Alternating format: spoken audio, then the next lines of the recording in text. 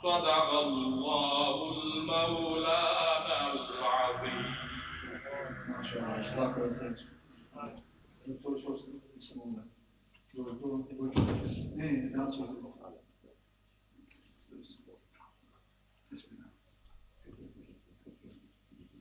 خدا کا ذکر کرے اور ذکر مصطفیٰ نہ کرے، ہمارے منہ میں ہو ایسی زبان خدا نہ کرے۔ صلی اللہ علیہ یا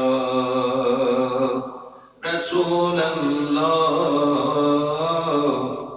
وسلم علیک یا حبیب اللہ۔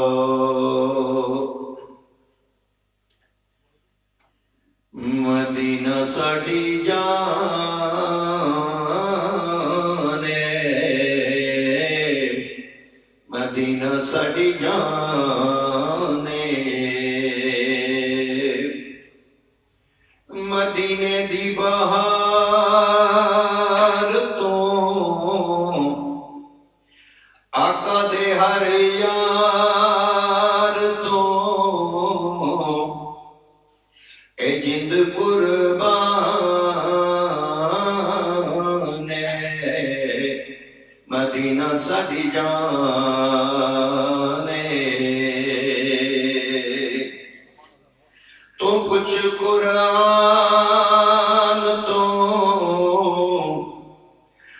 کچھ رحمان تو مدینے دی کی شان ہے، مدینہ ساڈی جان ہے۔ دلاں نوں تڑپاوندی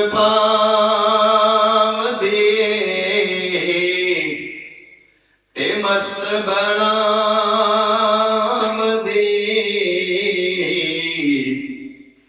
مدینے دی اذان ہے، مدینہ ساڈی جان ہے، مدینہ ساڈی جان ہے، مدینہ ساڈی جان ہے۔ مدینہ سلطان ہے، مدینہ ساڈی جان ہے، جگ آباد ہے تے ہر کوئی شاد ہے، اے مدینے دا احسان ہے، مدینہ ساڈی جان ہے، مدینہ ساڈی جان ہے، مدینہ ساڈی جان ہے۔ ماشاءاللہ الحمد لله. بسم الله الرحمن الرحيم. الحمد لله رب العالمين والعاقبة للمتقين والصلاة والسلام على رسوله الكريم. أما بعد فقد قال الله تبارك وتعالى في القرآن المجيد والفرقان الحميد: بسم الله الرحمن الرحيم. إن الله وملائكته يصلون على النبي يا أيها الذين آمنوا صلوا عليه وسلموا تسليما. اللهم صل على سيدنا مولانا محمد وعلى آل سيدنا مولانا محمد وبارك وسلم عليه. الصلاة والسلام عليك يا سيدي يا رسول الله وعلى آلك وأصحابك يا سيدي يا حبيب الله. Alhamdulillah. Assalamu alaikum wa rahmatullahi wa barakatuh, brothers and sisters listening and anyone at home. Alhamdulillah, this is a heavy topic. I mean, we continue in our Naseeha nights. Inshallah, every Wednesday we'll inshallah continue it. But this topic tonight, sins of the tongue, it's a wide topic, and it's from the major thing is from the kabair, the major things, not from the minor things. But it's the sin that we take so lightly. You know, if you survey people and you ask them what are the major sins in Islam, they would say fornication. adultery, murder, drinking alcohol. These things we will agree on, these are major, and anyone, if you think, anyone indulging those major actions, you wouldn't see them in the masjid. You wouldn't see them frequent the masjid. But we could have people equal, the sin is as major as those sins, this sin of the tongue. Whether it's riba and namima, we'll talk about these, whether it's backbiting or slander. But they could be 5-time namazis. They could just come back from Hajj and Umrah.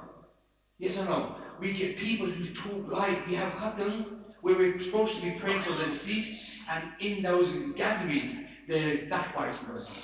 There's slander going on. Buhtan. There's lies going on, and we take it so lightly. This is a sin that affects so many people. There's only probably a few awliya who escape this. It's very rare you find someone who escapes it, because there's grey areas as well. And we'll come on to those, the types of the sins of the tongue, inshallah, now we'll come on to that, the cures, and all of us, including myself, we can't, it's hard to escape it. There are times where you have to say, and we'll come on to that as well, inshallah. So I'm going to hopefully cover its general definition from the prophetic definitions Sallallahu has given, what the fuqaha or the scholars of fiqh say about it, and the exceptions, and then hopefully try some cures. But the first thing is we're trying to remember the gravity of the situation. You would not find any sin, any action, that you wouldn't find more of the world participating in any action or any sin greater than this one. And like I said, because we make light of it. And not only that, the scholars say, and this is even in the Christian tradition, in other traditions, we talk about the evil of the tongue and the tongue. They've got this morsel of flesh, this tongue in our mouth. It's tiny, but its crime is enormous. And Imam Ghazali's quoted have said that this tongue is small, but its crime is enormous. This tongue is the tongue that can take us into hellfire on its own. It's the tongue that when you say the shahada, it gets you into heaven.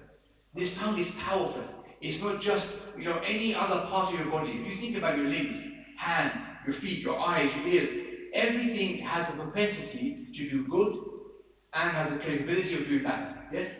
So you can do good with your hands, you can hold the Quran, you can help your poor person, you can help your mother, you can massage your father's back. Alhamdulillah, you can do good things with your hands, but you can also hurt people, kill people. Every part of our body has a propensity, has a possibility of doing good and bad. But nothing is greater in potential than the tongue. And so please pay attention to this topic. All of us have to remind ourselves, because all of us fall into this. And the first thing is being aware and honest with ourselves. Don't deny it. And I'll give you an example. When we talk about riba, for example, backbiting, and when somebody backbites, and if you just tell them, for example, don't backbite, I don't want to hear that. The first answer, they make an excuse. They say, I'm telling the truth though. But that's the prophetic definition. It's when you're telling the truth is riba, not lying. If you lie, it's called buhtan, slander. It's even worse. It is the truth. If I say about someone, oh, that person's short, or that person's not that smart, or that person, I say something about them that they don't like. That's riba. It might be true. You can't defend yourself by saying it's the truth. That is what riba is. And the problem is, you see, our response is not to say, I raised my hands up, I put my hands up, I made a mistake. Instead of that, shaitan makes us, and our ego doesn't like to be wrong. Our own nafs doesn't like to be called, you're wrong, I pointed you out, you made a mistake. Instead of saying humbly, astaghfirullah, I shouldn't have said that. Instead of that, we make an excuse. And then the second excuse, if somebody says, that is a riba, it's the truth, but they would not like it. Then the second excuse is, how do you know they won't like it? They might like it. That's the second excuse. And another one they might use that, I didn't mean anything bad by it. So instead of saying, I upset that I shouldn't have said what I said, admit you're wrong, they try and cover it up, and we do this. This is our nafs, our problem of our ego. We would try and cover it up and say, I didn't mean anything bad by it. My intention wasn't bad. And we all know, every action is judged on intention. But in this case, it doesn't matter. When you do an action, intention is paramount, yeah? You do one action, depending on your intention, your action is judged, as the prophetic hadith says. But this one is not that. This one goes in the hadith, the Prophet said, that the backbiting, what it is if you mention your brother and he will not like it, what you mentioned. So it's not up to you, you didn't mean to be bad. It's up to that person. Had that person been standing there and heard what you said, they would not like it. So you could say, I didn't mean anything bad about it. You could say, I had no bad intention. Or they might not like it, but you don't know what they're thinking. If they were a fly on the wall, or they had overheard you say something, even as small as, for example, something might have failed a test, and you're telling somebody, and they're like, I don't want to, why are you exposing me? Why are you telling people about, I don't want people to know? Or someone tripped up, for example. And again, this is where the fine line comes in. And it's hard to separate, where you say, I'm joking, I'm having banter, that person will not mind. This is where you have to be very careful. And the ulama always say, err on the side of caution. Why? Because this is a kaba'ir, a major sin, not a small one.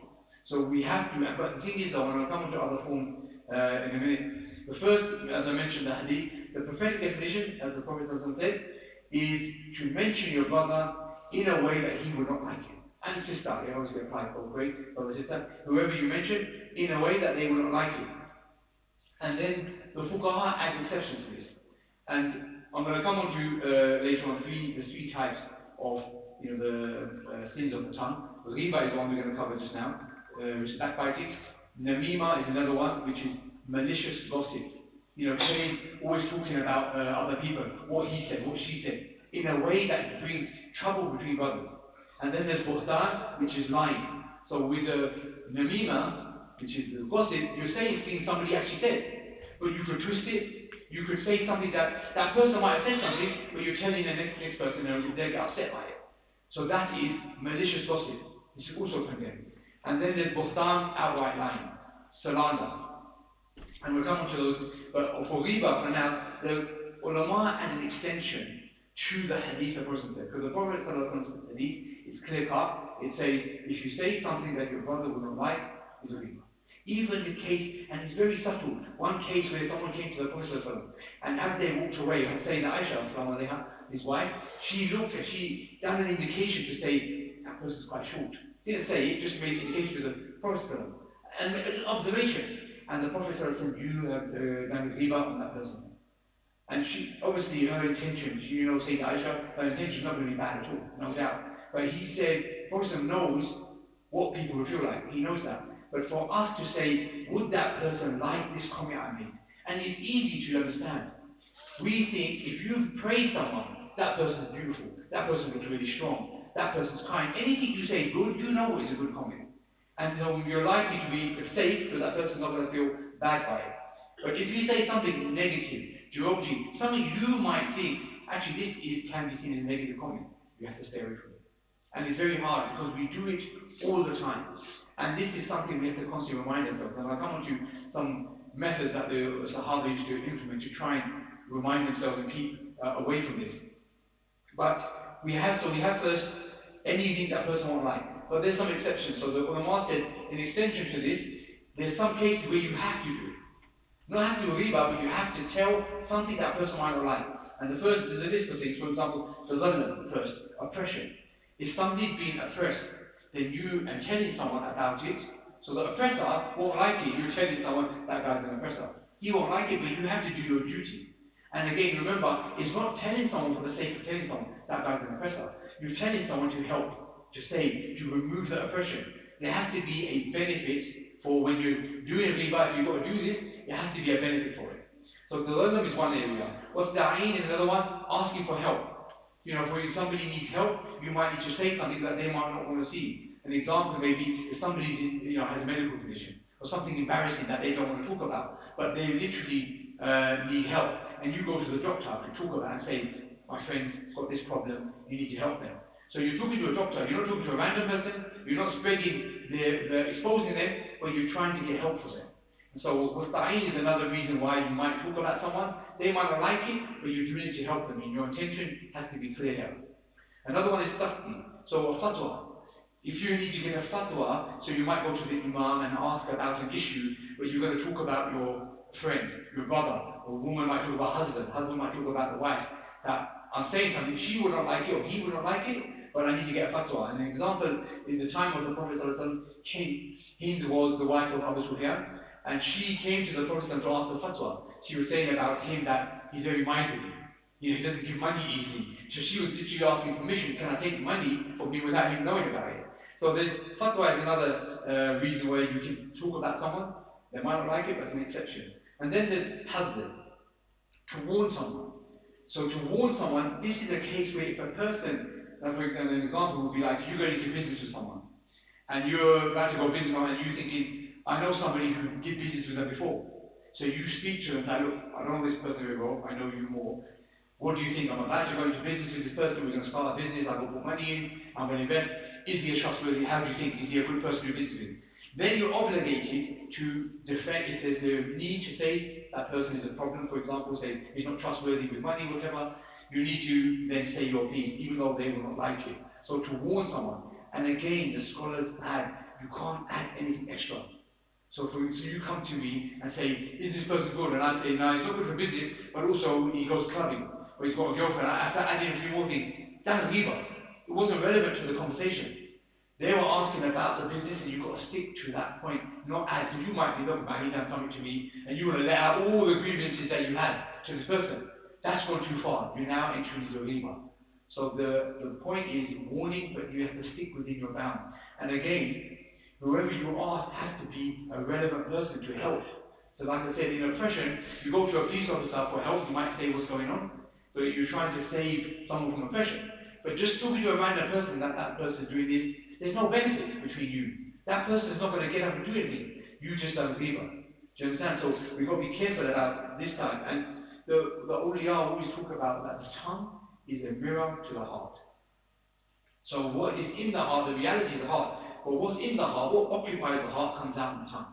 If your heart is filthy, we swear a lot. We'll talk about bad things. We'll talk about things that are occupying the heart, because the mouth is just that voice box, basically, that projects what's in the heart. But at the same time, it works both ways. If we polish the mirror, then the reality, if we polish the tongue, the heart, inshallah, will get impacted by it as well. So we control what comes out, that would then, is a two-way relationship. It will then hopefully impact the heart, and inshallah will improve. So our heart is the main thing, and the funny thing is, when people talk about other people in a bad way, it's not a reflection. You might say something bad about somebody else, but it's a reflection on you, on your state. You're actually exposing yourself. If somebody can't see anything good in people, always finding flaws, that I'm better than that person, that one's rubbish, oh, he done something good, but there's this flaw in it. We're always finding faults in people. That's a reflection of our low character, not on that person. But we don't think that. We think we're really, I tell people. And you'll find people around you might appease you, but they don't, the reality is known by people. And one thing here, I'm talking about people talking, there's a duty on the one listening as well to speak up. If you're a friend, someone talking about your friend, you can't stay quiet, because the poison is being uttered by the person doing riba, but you are the vessel receiving that poison. So it affects you as well. It's like the poison coming out into the cup, you're the cup receiving it. You have to speak out, because the one listening to it is also impacted. And you are participating in riba, you are participating in backbiting, if you don't stand, speak out against it. Leave the room, say, I don't want to hear anymore. Stop them early before it gets too far.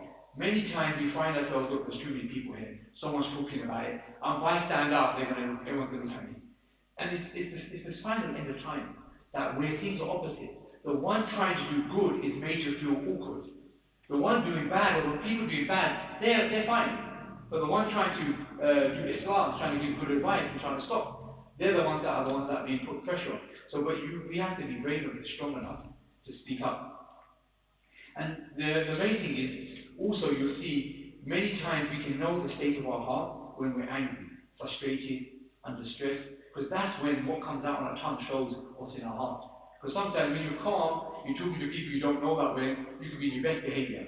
You're speaking the nicest, alhamdulillah, subhanallah, mashallah, we're doing all nice talk. But when you're in your own comfort zone, or somebody gets you angry, and then you start effing and blinding, then you realize you know what's going on. Then you see, actually, this is my state. So we have to assess ourselves in those situations and be honest about it and realize how we need to change.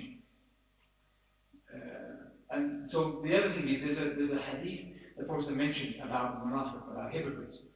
So someone said, ayatul munafiq salam. There's three signs for hypocrite. إذا حدث كذب وإذا وعد أخلف وإذا أتمنى Khan. So he says, and two of these three signs are related to the tongue. So the first one, he says, when he speaks, he lies. That's on the tongue. When he makes a promise, he breaks it. وَإِذَا وَعَدَ أَخْلَفَ. He breaks the promise. And when he has given an amana, when he's given a trust, he's unfaithful. That's the third one. But the two of them, you see, are both related to the tongue. And they're two of the signs of hypocrisy. And then there's another hadith, Bukhari mentioned, a third one is when he argues, he's wicked. Literally, I'm telling you, if somebody argues, and nowadays, if you win an argument, you brutally destroy someone, you're seen as a hero. People praise that. But that's one of the signs of hypocrisy. That you go literally foul with your language, you don't let go, you never give up. You keep shouting, keep fighting until you win. You scream, try and overpower the person. So, and again, use swears and slurs, and then start lying. So, in the argumentation, that's also one of the signs of hypocrisy. The Prophet said, that if you have all these signs, you're a complete hypocrite. If you have one of these, less than all of them, then you have a part of nifaq. Nifaq meaning hypocrisy. But let me just add a side note. When we talk about nifaq or hypocrisy, there's two types. There's nifaq al-i'tiqadi and nifaq al-amali. So one is belief, hypocrisy in belief. And nifaq al-amali is hypocrisy in actions.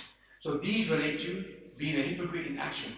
Because the hypocrite in belief is I find it so crazy sometimes. Many people, if somebody's lying or swearing and they don't like someone, they call them on offer. And then they say, they're going to be in the lowest hellfire next to Pharaoh. It's like, hold on 1 minute. These signs are hypocrisy, no doubt. But they're of action, not of aqidah, not belief. The ones in the lowest hellfire are the ones who, in the time of the person, they used to hang with the Muslims, sit amongst them, but they didn't believe. They were spying, literally, jasus. They were spying on the Muslims to find out what's going on, and then go tell the kuffar, this is what the Muslims are planning, this is what they're talking about. So those were the ones who used to hug, do musafa, outwardly pray, but didn't believe inside. That's a different level. Alhamdulillah, no one's here, or we don't frequent those type of people. There might be people in the spying, and few are between. The common situation is those who swear and, like I said, do the nifaq of action. So don't equate the two. Don't put people who swear bad, even though it's wrong, no doubt. It's a major problem. Don't stick them in the lowest hellfire with the ones who, there is a difference between. So maintain that, inshallah. But so one of the things that the scholars talk about trying to withhold. Actually, what I said before, I come to that. In the Quran, Surah Humaza is the most famous one. When people think about backbiting, Surah Humaza means the backbiter, the slanderer. But that surah is predominantly, or most of it, about greed. Essentially, the first line, وَيْلٌ لِكُلِّ هُمَزَةٍ لُمَزَةٍ, it mentions two words, Humaza and Lumaza. Two words are both related to slandering, constantly defaming, backbiting. They are linked into those words. And it starts with wailing as well. Woe to Allah Ta'ala cursing these people. And Allah Ta'ala only starts two surahs in the whole Quran with wailing. One is wailing Al-Fatiheen, and then the other one is both in the 30th part, and then this one. And it's a major, when you think about it, Allah Ta'ala is doing. Many of you heard this hadith, that beware of the dua of the victim, of the one who's oppressed. So when you're oppressing, Allah Ta'ala is very close to that person. So if you're oppressing people, the people, the ones who oppress you, make dua against you, you're finished. Allah Ta'ala is very close to the ones who oppress, and we have to be very careful of their dua. But then above them, you've got the dua of the angels who will curse you. So this is a person who's been oppressed might curse you. So you've got to try and avoid oppressing. The angels cursing you, but then the greatest, Allah Ta'ala cursing you. So the one who gets oppressed by backbiting and by slandering, Allah Ta'ala comes to their defense and says, Allah Ta'ala does the curse on you. So forget their oppression, their curse on you. Allah Ta'ala does. So we have to be very careful about that. The two words here, by the way, and again, we maybe have another time to cover the surah in particular, because it relates to greed. I mean, it's interesting to know when you read the first line, and it says, "Curse be woe to the people, Humaza and Lumaza." And then it goes straight on to say, those people who accumulate the wealth and count it. Greedily accumulate the wealth, they're so greedy about it, and they count it. It doesn't say as like there's two separate people, groups of people. It literally says those people who woe to those people who backbite, slander, etc.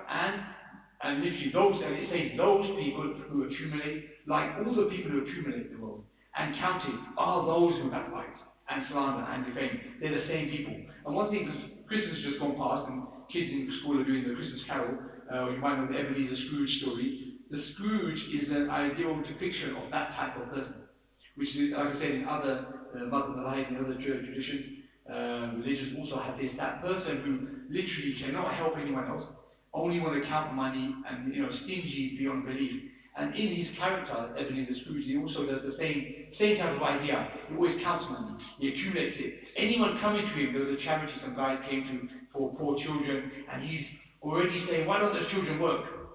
Straight away talking down to the children. You guys are not really with the money. Every year you come. How much money do you need? He's talking bad about people, always finding flaws, never want to give. When they walked away, he was again backbiting them, talking against them. Why they keep coming to me? They got nothing better to do. Those children should be, they need a good stick to control, make them work, etc. So there's all that bad backbiting and slandering and bad looking down, arrogance against everyone else. So it's Allah has given that those people who are that greedy have that character flaw, which is there, and they're linked.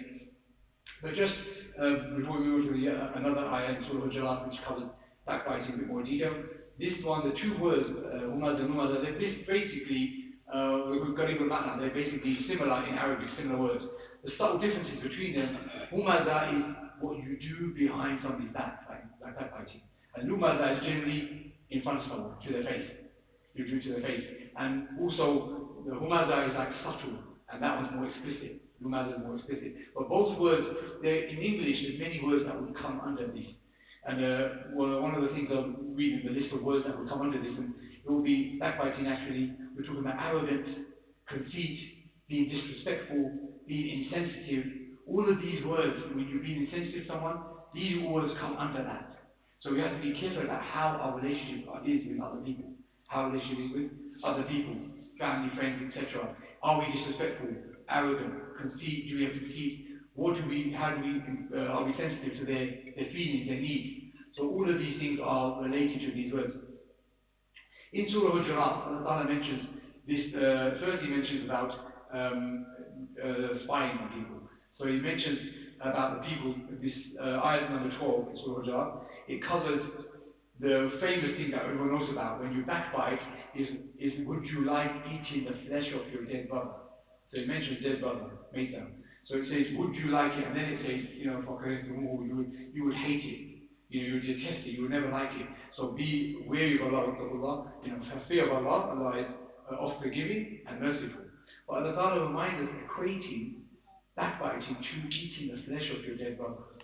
Yeah, and this is not found in other traditions. It's a very extreme thing. One thing we have to do, and this is the thing we have to remember when it comes to these things, the severity of the sin, the fact that Allah Ta'ala cursed the people who engage in it, and then how easy it is for us to slip into it. And so one of the things, again, scholars talk about, and Imam Ghazali mentioned this as well when he's talking about the break of the two desires. They give an analogy of a horse. That if you're riding a horse, the horse is like your desire. And if you're riding it while holding the rein, it's hard enough to control a wild horse. But if you let go and give in to your desire, and let it go, and then you fall off it, imagine trying to ride it from off, grabbing onto its tail or its hoof. It's impossible. Once you let it go, you're not going to bring it back. And so he goes, you have to make sure, and we have to do it early. When we see it coming out, we have to be aware of anyone backbiting, possibly saying something that somebody won't like, and stop it early. This is a very hard thing, and it's awkward, but you'll get the reward for it. Even though someone might say, look, man's trying to make out it's religious. Why are you stopping me? And that's what happens, especially youngsters. You amongst friends, everyone's joking about someone. And it is a problem because Shaitan instigates this, but everyone has that same desire, I want to be funny. And I find it amongst the youngsters many times. They're together, whoever's not there, they joke about the other person. Whoever's not there. And the funny thing is, if they joke about who's not there, when you're not there, they're probably joking about you. But it's the same thing. And then about each other. It's not just about behind someone's back. In front of someone, you always ridicule someone. Instead of saying good things, because for youngsters especially, it's cringy. It's a cringe if you say, Masha, you look good today, or you're looking strong. Sometimes it's alright if they say in a natural way. But often, it's cringy to say a nice thing. But in a bad thing, it's funny. I'm being funny. And then they get popular. And this, you have to remember that you're actually engaging in one of the sins of the tongue. And you have to, because insulting someone, as I mentioned, humaza, have amongst them being disrespectful, being arrogant, praising yourself, I'm better than you. Those are also sins of the tongue. And I'm going to give a list actually. There's a list that the ulama mentioned that the key things that we need to be worried about from regarding our speech.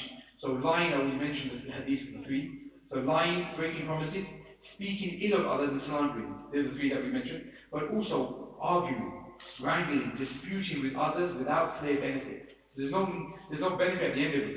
Or if you think it's going to get out of hand, then it's just better to stop anyway.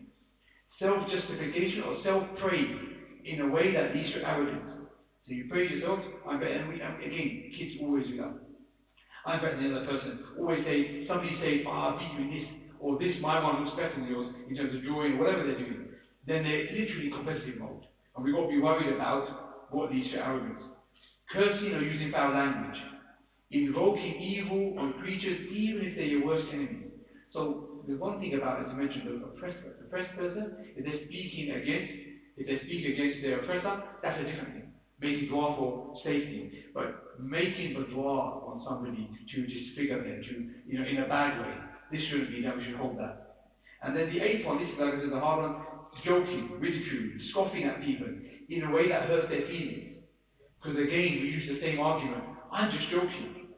That person's being hurt, but I'm joking. It doesn't matter if you're joking, you hurt the other person. So we've got to be careful about that as well. Then I'm going to go on to, because obviously time-wise, we're going to try and keep it.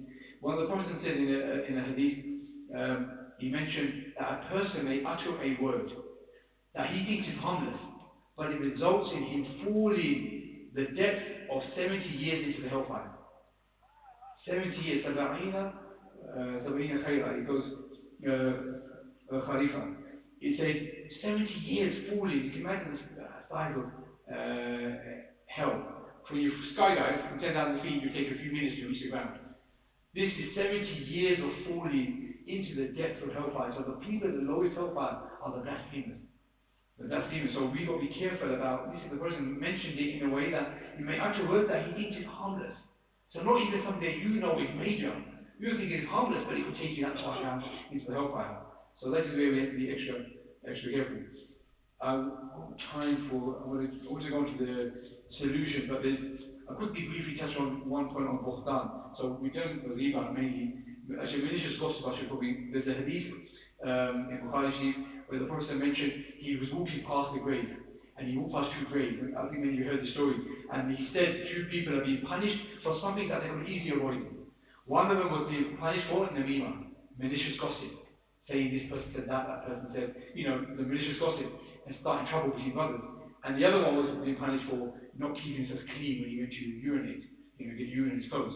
And the Prophet then broke ordered a green branch and broke it and put it on each and said, while this is there, inshallah the punishment will be lessened. Which is again another proof for laying flowers, planting flowers at the graveside, inshallah, because they do dhikr. Allah. But that was showing malicious gossip. They could easily avoid it, and the Prophet tried to reduce the punishment for that.